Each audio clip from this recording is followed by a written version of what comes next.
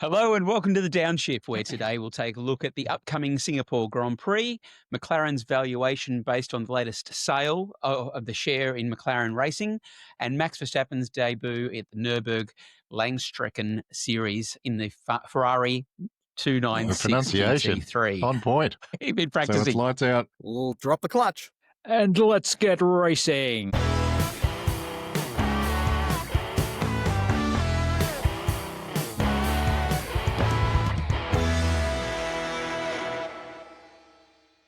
Hello and welcome to the Downshift. Now, team, a little over a year ago, we all packed our bags and we headed to Singapore.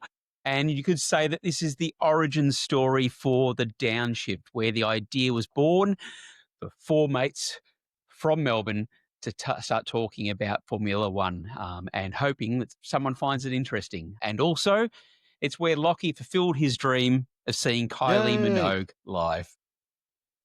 Yeah, I think we might want to revisit that again. I'm not sure it's the dream. But it was a exciting race and also a great atmosphere. Singapore, and we can talk about this as Hubby gets into it, really turns it on for the fans who are attending the race. Now, what I'd like to throw to you, Lockie, for a summary of the round, I'm not sure if you'd remember all of it. So, Hubby, free drinks is free drinks, all right? So you can't argue with that. But I think you remember the name of every security guard. So, look, it was hot. There was a lot of dehydration. Yeah, I had to be Lachlan was hydrated. well That's it, we'll go for hydrated and did ask every single security guard on the way into the track for a selfie. But most did oblige. It was just the guys with big guns that didn't want to have their photo taken. Yeah, they weren't so keen. No, didn't look too impressed. But throwing to one of us who was probably less hydrated, who unfortunately didn't make it to the track for the race. Hubby, why don't you take us through what we have to look forward to and who the Marina Bay circuit It will favour those who hydrate enough and do not suffer from heat stroke. I can tell you that from first-hand experience.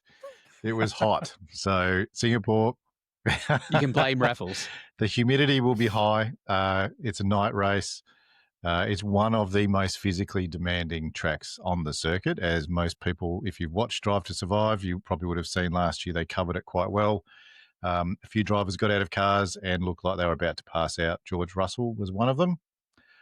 Can lose apparently up to 3 kilos in body weight during this race. So if it's any race that's going to be a real test of your physical stamina, this will be it. It's a bumpy, high downforce street circuit. It's quite twisty. It's a challenge to get cars set up well. It's got 3 DRS zones. Not really known for a lot of overtaking, but there have been some good overtakes on this track in the past. But yeah, certainly been some incidents. There are walls that are close to the track. Lewis Hamilton did probably the best lap of his life around here in a qualifying session in Singapore. And the last thing I would note is that it's probably not a great track for Max Verstappen. He hasn't won a race here, and it looks like they've struggled to sort of get that car set up properly for this race. But I think with the high downforce, we're going to see a bit of a shuffling of the cars at the top this round. Yeah, you do mention, I mean, Max has been there 9 times and not a single win or pole, but 3 podiums. So, but again, you look at Max from last week, ignore Max Verstappen at your peril. You can never write him off. Anyway, Dan, you've got some highlights we can maybe look out for and some interesting things to keep track of. I have. It's this iconic night race under the skyline of Singapore, which is a beautiful thing to see when you look across the big wheel and some of the, even the Marina Bay sands and some of the other skyscrapers and night lights through the city. It's really nice. It's all about survival. 19 corners, no room for error, with unforgiving walls. Expect safety cars galore. Average 2 per race, they say, and bold 3-stop strategies. I think we were looking for a safety car last year when we were there, but I don't think it ever happened, did it? There was heaps of talk about it, and I thought we're all going, safety car, and it was a pretty clean, straightforward race. Yeah, I think we remember that Norris was pushing. Norris actually had the fastest lap, and of course, this was back when you got a point for fastest lap. And Max Verstappen was very appreciative of Daniel Ricciardo, who pitted just near the end of the race, swapped for softs, and then took out fastest lap, taking a point away from Lando. So, and in fact, this was Ricciardo's last race, where unfortunately it was poorly managed by Red Bull, but sort of no fanfare in regards to it in Daniel's last race. But yeah, I wonder if he got a Christmas card from Max. Yeah, we saw that afterwards, didn't we? Like, we didn't see it while we were there, but afterwards we heard all about just how sort of, particularly in Drive to Survive, just kind of how underwhelming it was for Daniel. Had been a really big character in the sport for a long time, and he'd done a lot of, he'd performed well through his time. So it was a bit sad to see it sort of just end like that, I think.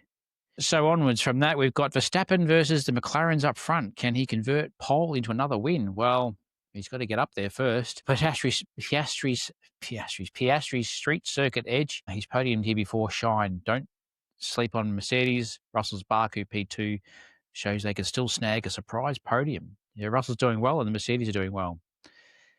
Underdog angles we've got here too. Ferrari home hero vibe. Sainz, Leclerc chasing consistency. And Hassan or Alpine for chaos points. Plus Antonelli's rookie hype after Baku could make Mercedes a dark horse. So do you reckon Mercedes got the goods to make it happen this weekend? Well, doesn't Mercedes struggle in the heat a bit more than the other cars though? So, and given, it's very high, 30 odd degrees temperature, which makes it about 40 on track. Historically, they have a bit, but I'd certainly expect the Ferrari, Mercedes and that to be a lot closer to Red Bull at this round, and McLaren will probably be a lot stronger here than they were in Baku as well. So it'll be interesting to see how Max compares. But if Antonelli can keep it out of the wall, Mercedes could be on here for another good score of points. That'll help them out quite nicely now, won't it? Yeah. Sitting in second. Yeah, and to your point, Lockie, I mean, yes, normally Mercedes doesn't too great in the heat, but George took fourth last year, and you had, as Happy was saying, Lewis was driving really well and took sixth for Singapore. So you never know. I mean, they've changed that Mercedes back. They've wound back some of the updates to get Kimi more confident with the car, and George seems to be doing well. So it could be a bit of a dark horse. McLaren are going to go here, guys? I mean, Oscar had basically, I would call it a DNS or whatever, but he certainly didn't finish. He only lasted 3 corners last race. Do you think that's going to affect him mentally or not? Like, this is a real commitment circuit as well, a street circuit. Personally, yes, I think it will. So I reckon he's going to have a little bit of mental struggle. I think you'll find Norris will come out with a bit more of a spring in his step. I think Norris is probably going to be up and about this weekend, knowing that he got some points back off him last weekend and he actually finished it. So, well, Norris finished. He didn't finish strong, but he finished, I suppose. Yeah, it's pretty mediocre. I mean, only 6 points. There was an opportunity gone begging. 6 more. But I think, the word for me here with Oscar would be caution. I think Oscar will be coming into this with a level of caution, just keep this clean, keep this tidy, because there's 25 points between him and his teammate. And he needs to make sure that he is just chipping away at the moment. And, with Max, and we'll talk about this a little bit later on, but I mean, Max, he's not out of it yet. Oh, Max is right in it. He's going to win it. Yeah. He's done. He's going to clean up for the rest of the championship or the race? No, championship. There you go. Swags and just called people. Why not? Bring the spreadsheet up, KT. Update that spreadsheet. There we go. I don't think Oscar can take it. I don't think he can be cautious. I think he has to just try and completely forget about last weekend and just go in with the same attitude that he's had for the whole season. Like, he's been fairly aggressive. Like, we've seen that when he's been chasing down Lando and so on. I don't think he can afford to be cautious. He doesn't have a huge gap. It's effectively a race victory, but another DNF and he could be in big trouble. But why be cautious? I mean, there were tough conditions last week with the wind that happened. So I think a lot of the cars were struggling, and I think it just got, Oscar just got caught up in it. And Schwags, that's a beautiful segue in regards to going into our weather guru. I do my best. Now, based on the fact we've had such successful weather predictions, we've actually put more of our budget behind the weather prediction now. One successful so we've upgraded, prediction. And I've now got a no. He's riding that all the way to the end of the season. I've got graphics now as well, so we're going to run with this. So look, whether Singapore, we always expect Singapore to be hot, humid, and once again it's going to deliver again this weekend for that. So Friday, where we've got free practice 1 and 2, we are expecting sort of outside temperature to be about 30 degrees, which is going to make it about 40 on track. And obviously we've got probably about a 40% chance of rain coming through that, which means humidity be about 100%. So then when we go into Saturday with free practice 3 in qualifying, temperature will drop a whole degree. which will make it a lot better in the cars, but only 37 in the cars then, so that'll be fine.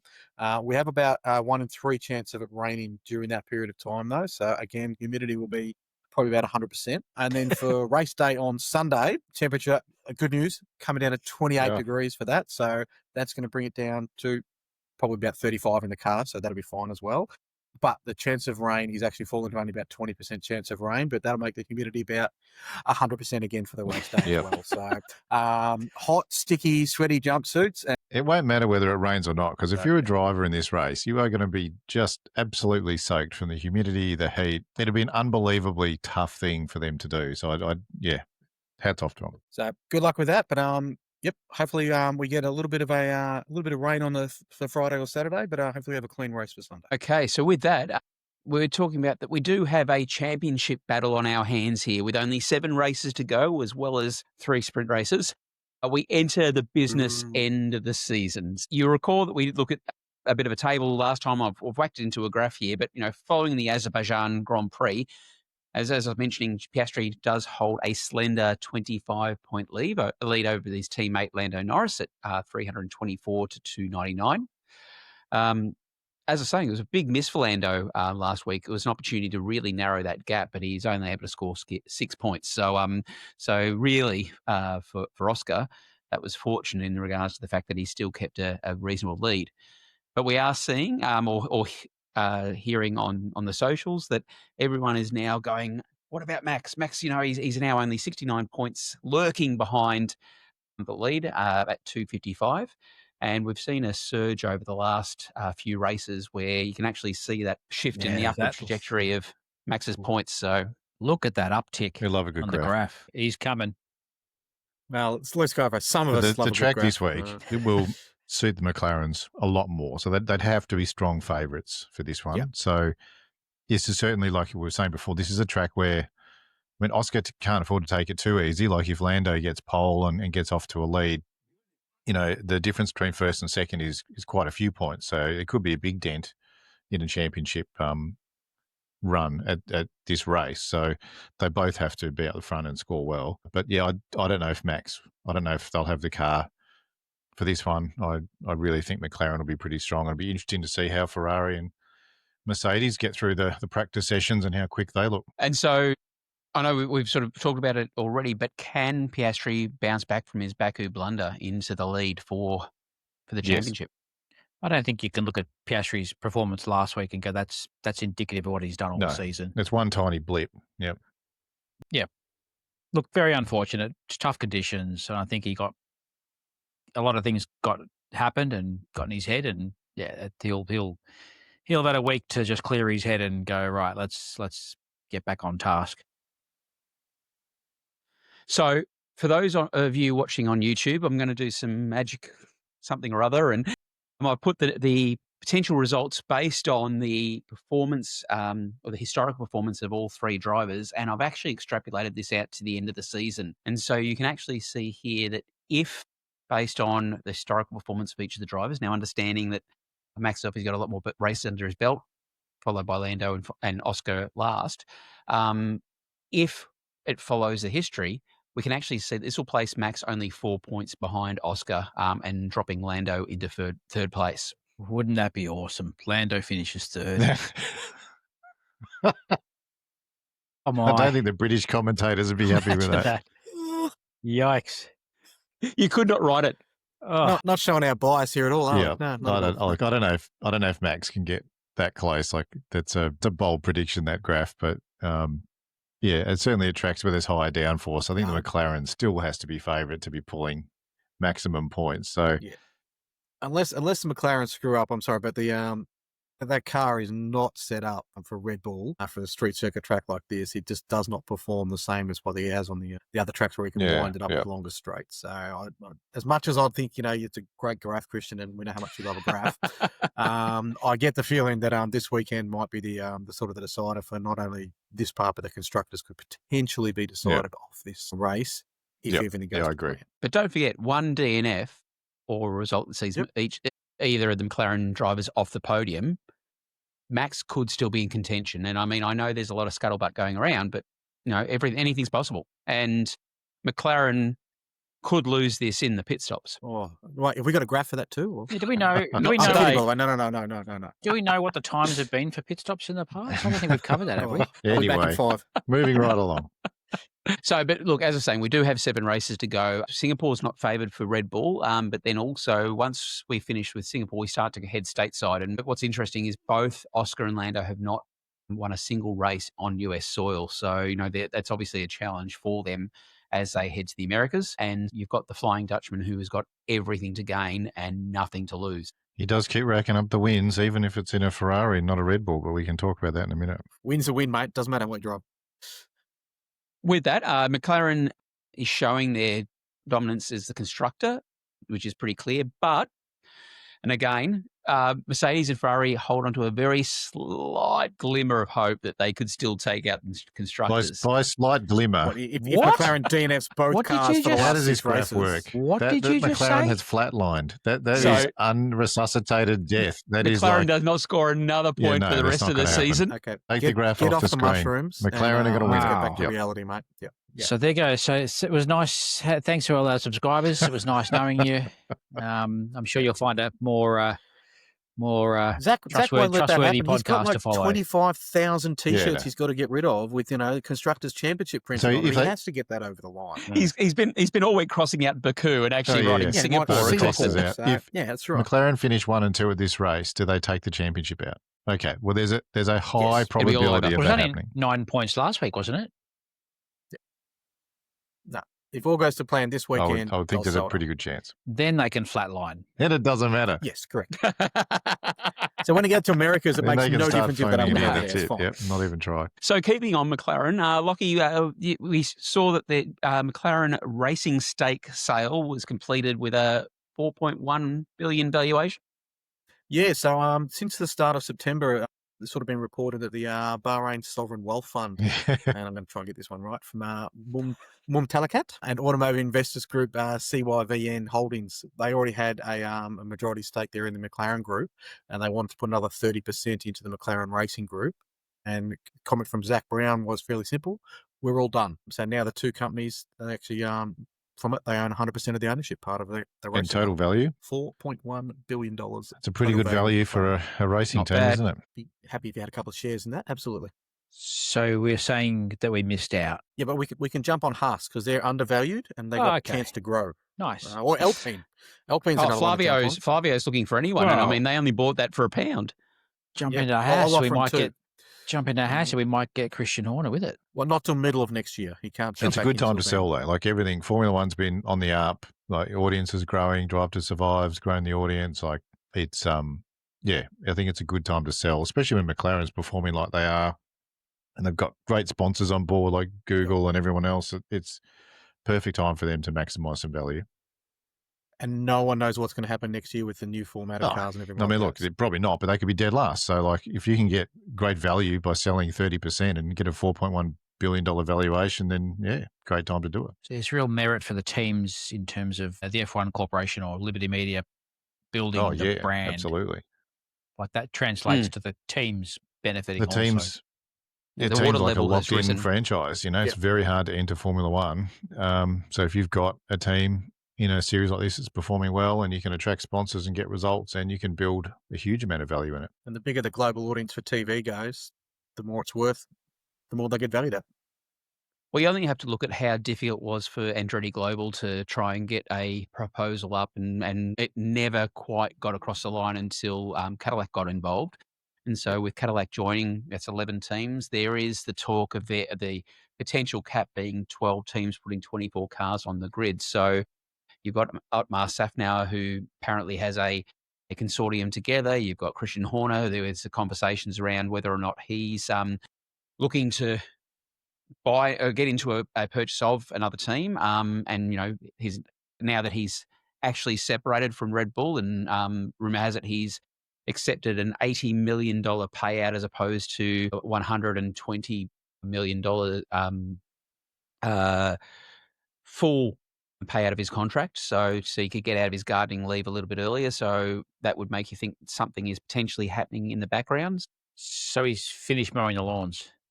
He can afford to buy. Nice. He can pay someone to mow his lawns now. That's a pretty Pretty handy payout. I heard he actually rang Jim's up the other day just to see if Jim was It's a available to handy, help him out. handy And do a couple payout. of runs That for him. is massive. So yeah, And it wasn't dollars, Christian. Wasn't it pound or euro? It wasn't pounds. dollars. Sorry, yes, Yeah. sorry, pounds. Yep. But so from that regards, I mean, this is where we will see, to your point, a lot happening with the new regulations coming in. Even for the teams that aren't doing as well, there is the promise of opportunity or potential with new power units and potential changes in the team. So if someone was able to get in there, make an offer, get a good deal, and as Happy was saying, seen the water level rise, these teams would be wanting to sell, and potential investors would be wanting to get an opportunity to turn things around for the and the to new your point, regulations. Dan, like this is if McLaren could maximize their value at the moment with how they're performing and everything else, it's probably a good time because next year,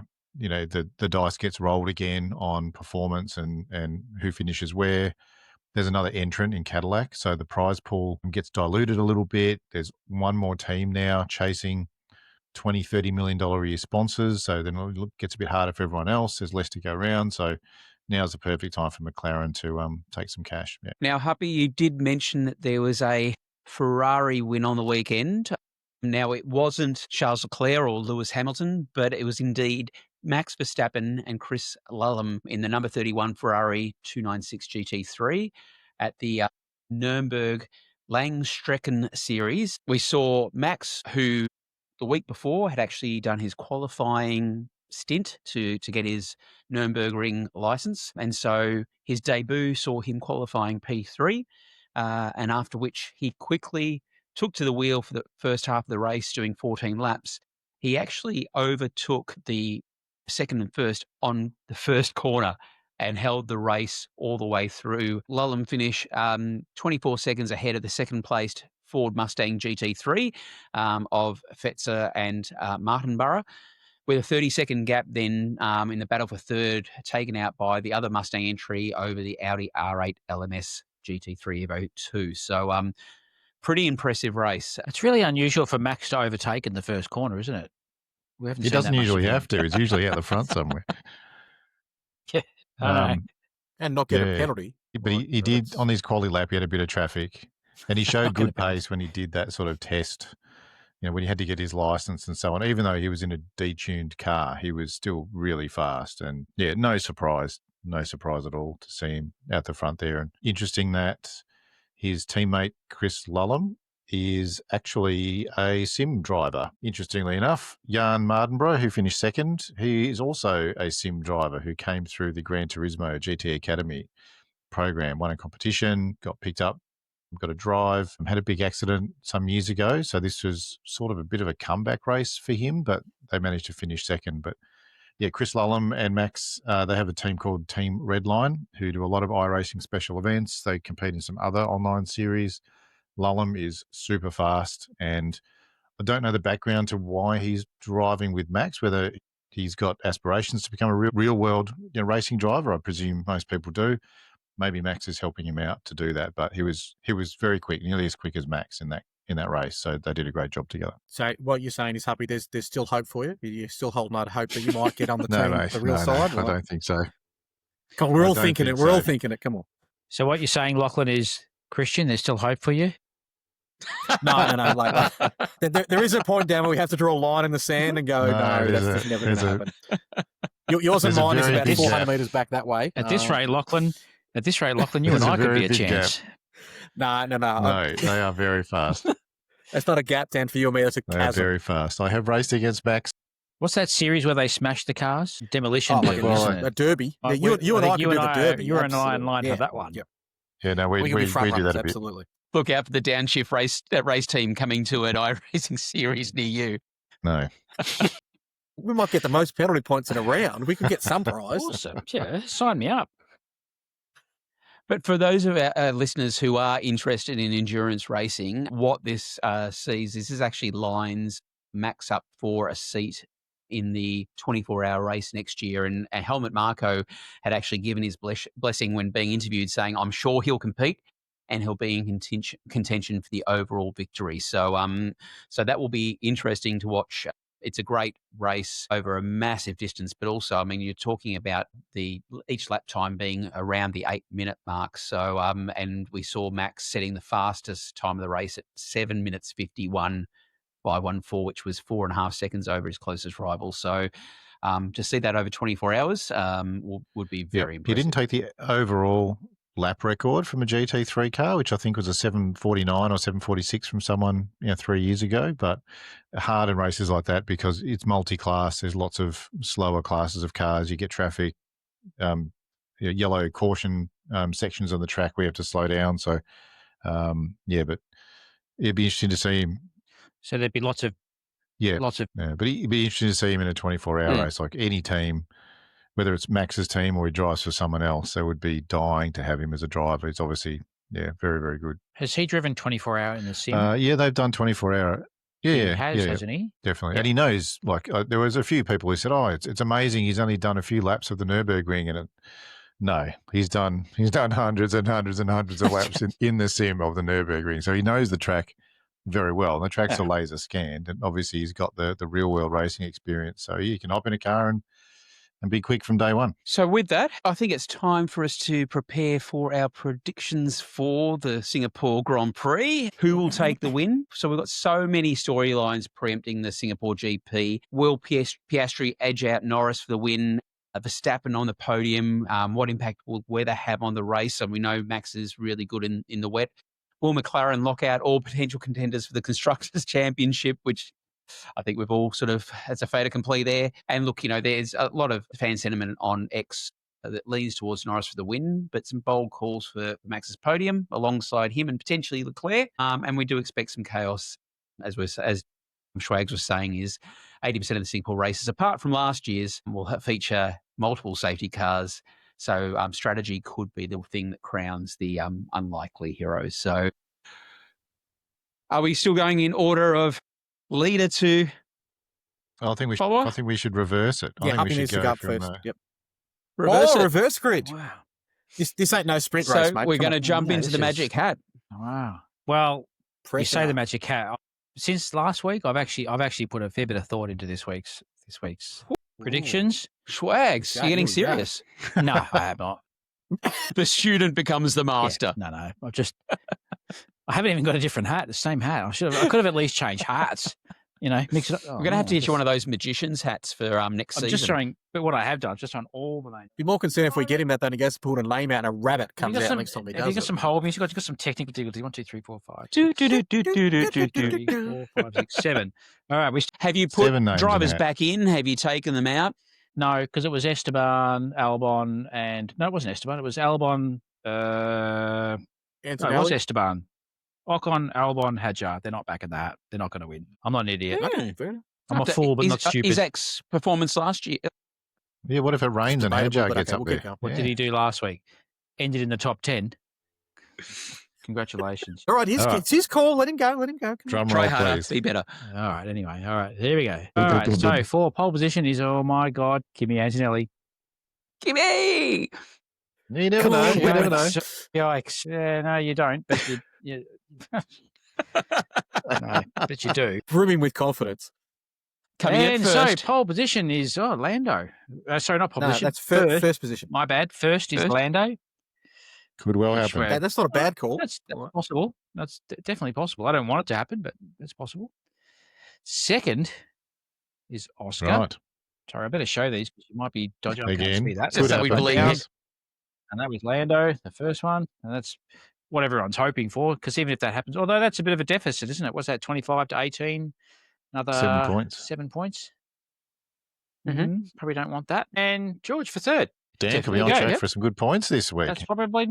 That's actually, well, what can I say? I've thought long and hard about this one.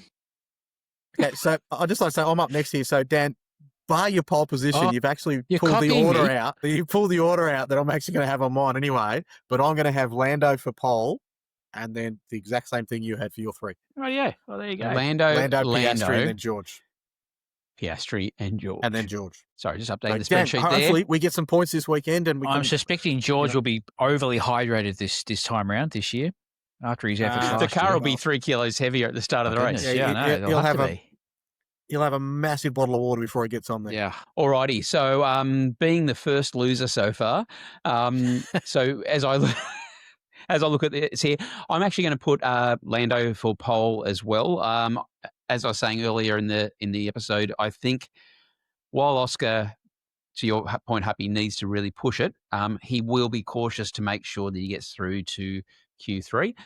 So I'm going to have Lando, who has been showing greater pace in qualifying, but I am actually going to put Oscar in to first place, followed by, now, Lockie, is it going to rain?